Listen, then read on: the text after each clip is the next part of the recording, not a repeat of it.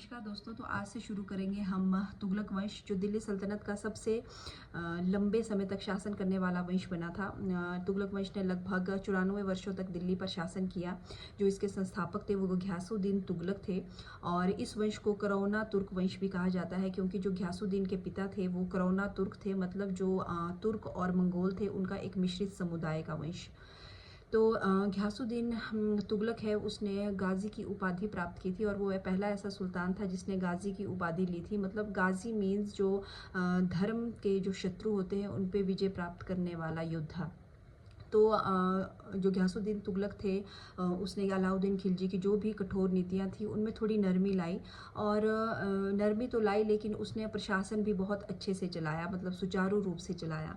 और जो घियासुद्दीन तुगलक थे उन्होंने नहरों का निर्माण करवाने पर बहुत ध्यान दिया और वो दिल्ली के पहले सुल्तान बने जिन्होंने सिंचाई के लिए नहरों का निर्माण करवाया था। और उन्होंने अकाल नीति भी अपनाई थी। अकाल नीति मीन्स जब कोई अकाल पड़ जाए तो जो किसान हैं, जो जनता है, उनको कम से कम परेशानी का सामना उठाना पड़े, इसके लिए एक ऐसी सरकारी नीति अपनाई थी।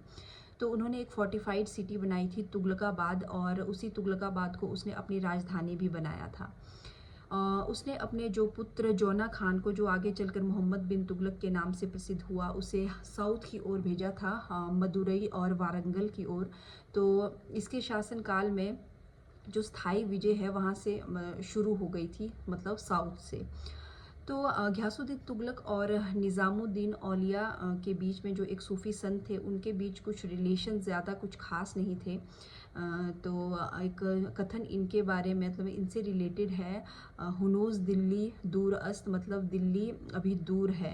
कहते हैं कि जब जो बंगाल से विजय प्राप्त करके जब घियासुद्दीन तुगलक वापस आ रहे थे तो उन्होंने किसी के पास संदेश भिजवा दिया था कि निज़ामुद्दीन औलिया को कहिए कि वो दिल्ली छोड़ के चले जाएं। तो इसलिए निज़ामुद्दीन औलिया ने कहा था कि दिल्ली अभी दूर है, क्या पता तुम दिल्ली पहुँचे या नहीं, रास्ते में कुछ भी हो सकता है। तो वैसा ही हुआ था और 1325 ईस्वी में एक लकड़ी का मंडप उसके ऊपर गिरने से, घियासुद्दीन तुगलक के ऊपर गिरने से उसकी मृत्यु हो गई थी।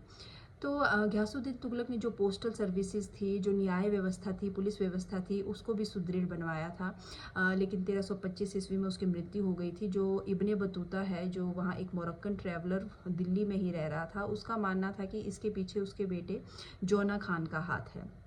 तो इस तरह घियासुद्दीन तुगलक का जो शासनकाल है वो समाप्त हुआ और मोहम्मद बिन तुगलक के बारे में हम पढ़ेंगे अगले वीडियो में। धन्यवाद।